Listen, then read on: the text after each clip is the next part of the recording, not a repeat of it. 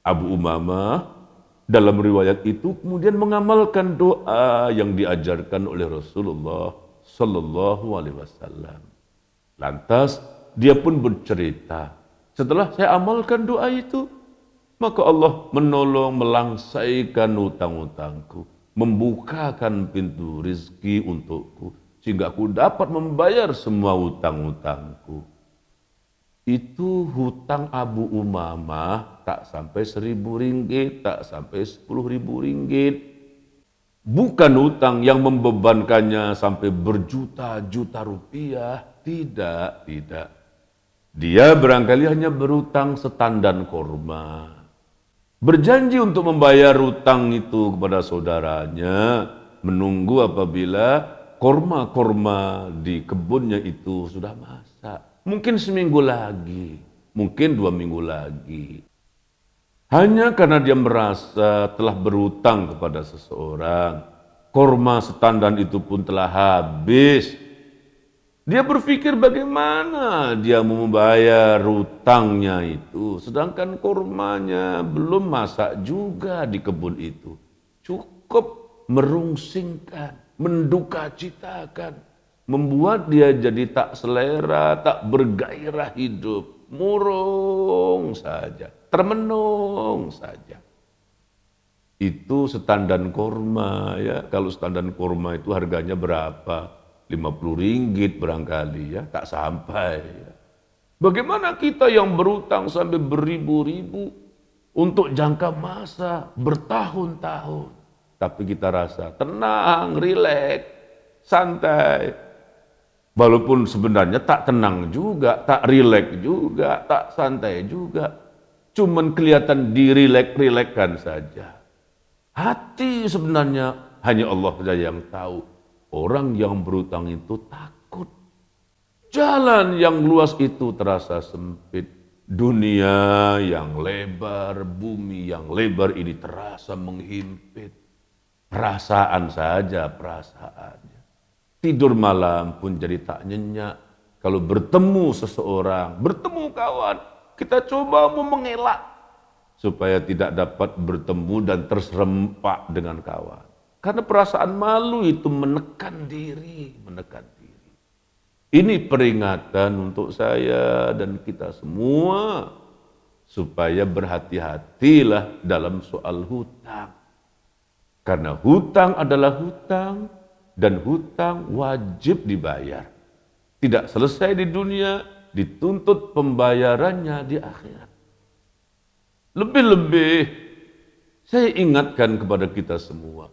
Kalau hutang-hutang itu melibatkan institusi keuangan, contohlah bank atau bank konvensional yang mengamalkan sistem riba dalam memberi pinjaman kepada para nasabahnya, kepada para pelanggannya, dan kita terpaksa menanggung sekian kali ganda pembayaran balik hutang-hutang kita kepada bank atau bank tempat kita meminjam itu.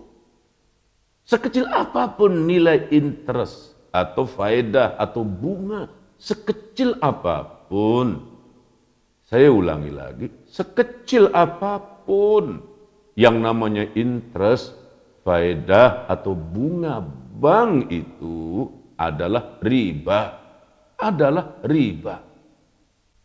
Dan jangan lupa, sekecil-kecil dosa riba, hukumnya, balasannya, dosanya adalah sama seperti seorang anak yang berzina dengan ibu atau bapak kandungnya sendiri. Mencatat, menulis, menjadi saksi, lebih-lebih lagi kalau kita memakan, malah menjadi perantara yang menghubungkan seseorang kepada orang lain, seseorang kepada institusi bank untuk mendapatkan kemudahan fasilitas pinjaman itu. Si penghubung ini pun telah bersekongkol, mendapat juga perciknya, mendapat juga sahamnya, habuannya. Hati-hatilah. Kalau memang masih ada bank-bank yang menjalankan konsep urus niaga, transaksi jual beli dan hutang piutang itu dengan cara yang syariah, dengan konsep syariah, mengapa tidak memakai yang itu umpamanya? Satu contoh. Hati-hatilah. Kalau bukan terpaksa betul-betul, jangan. Hutang adalah hutang. Dan tadi Rasulullah mengajarkan kepada kita doa.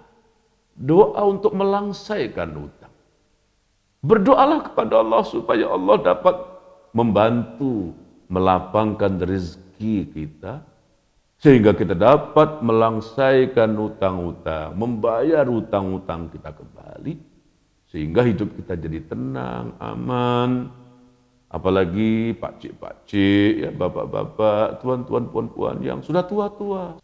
Sudahlah, jangan berutang-berutang lagi. Cukuplah apa adanya, karena kita sudah tua. Tidak tahu mungkin besok atau lusa kita akan mati. Siapa menanggung utang-utang kita itu nanti? Iyalah kalau anak-anak kita tahu hendak menyelesaikannya. Kalau mereka tahu hendak menyelesaikannya, tapi mereka tidak mampu membayarnya. Utang-utangnya banyak sekali. Apa kita mau buat? Oh, kalau utang-utang itu sudah banyak, kita tak mampu bayar, pergi sajalah, minggat. Menghilangkan diri entah kemana. Ada lagi. Sebagian yang lain karena merasa utangnya sudah banyak, dia pun sudah jatuh bankruptcy, bangkrut, pailit, akhirnya bunuh diri, gantung diri. Waliya'udzubillah. Apa dia ingat, apa dia pikir dengan bunuh diri, gantung diri, itu hutang selesai. 2 kali kerugian dan kecelakaan. Sudah hutangnya pun wajib dibayar, dunia akhirat.